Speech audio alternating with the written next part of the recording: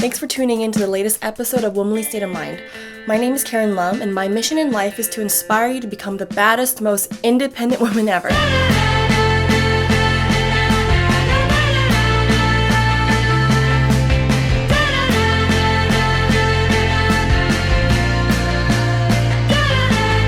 So a couple weeks ago, I road tripped around Iceland for a week by myself, which was a huge accomplishment for me. While it wasn't exactly my first time traveling alone, it was definitely my first travel in treacherous weather. So it inspired me to create a video on conquering your fears. One compliment I get quite often is, "Wow, Karen, you're so brave." And people usually tell me this when I talk about traveling alone. And I can see how one might think that I'm brave, but let me tell you, I am the biggest scaredy cat. Never in a million years would I ever describe myself as a thrill seeker or fearless, because I am constantly crippled by fear.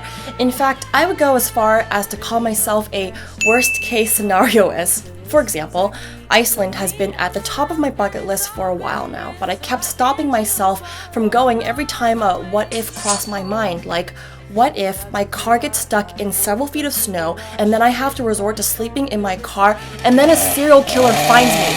And then a couple months ago, I found out that my job was going to send me to London for a business trip. So I thought, perfect, I can stop over in Iceland on my way home.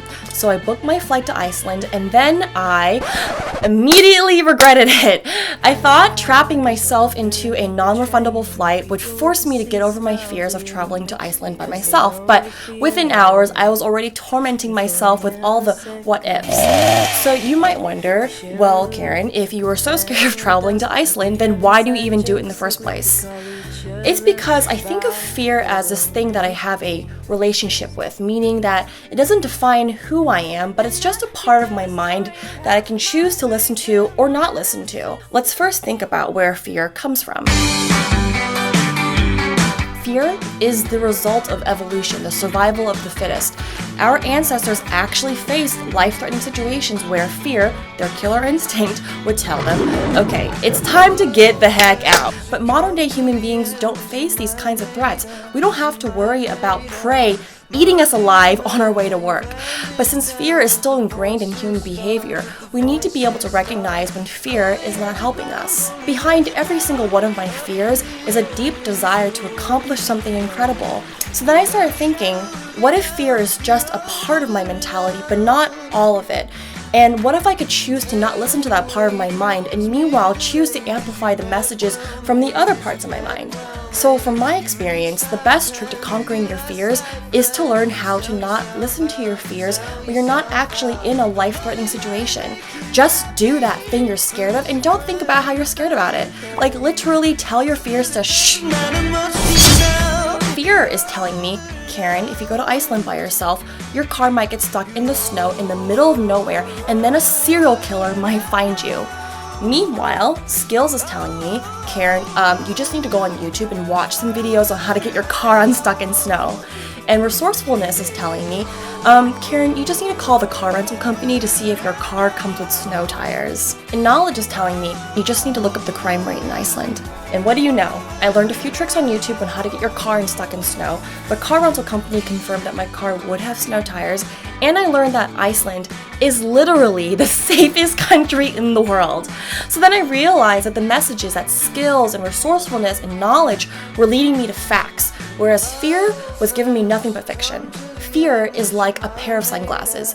When it's on, it colors your vision, but when you take it off, you go back to seeing the world objectively. Fear is not what you see, it is just your emotions manipulating what you see. And this is the most important takeaway. If I had only listened to fear, I would have never gone to Iceland.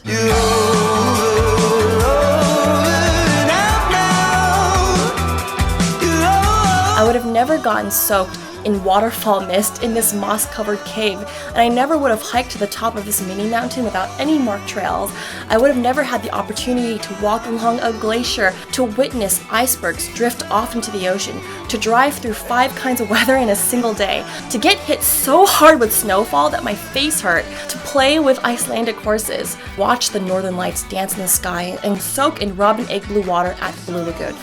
I never would have driven 817 miles wandering from one natural wonder to another, never knowing where I was going to sleep at night, and did it all by myself. In summary, The trick to conquering your fears is to not give your fears so much power. Literally, disempower your fears, and instead let your skills and resourcefulness and knowledge and strength and bravery and problem-solving ability and optimism and whatever else you bring to the table speak up instead. So to close this episode, in the words of Eleanor Roosevelt, every day do one thing that scares you. Thanks for watching.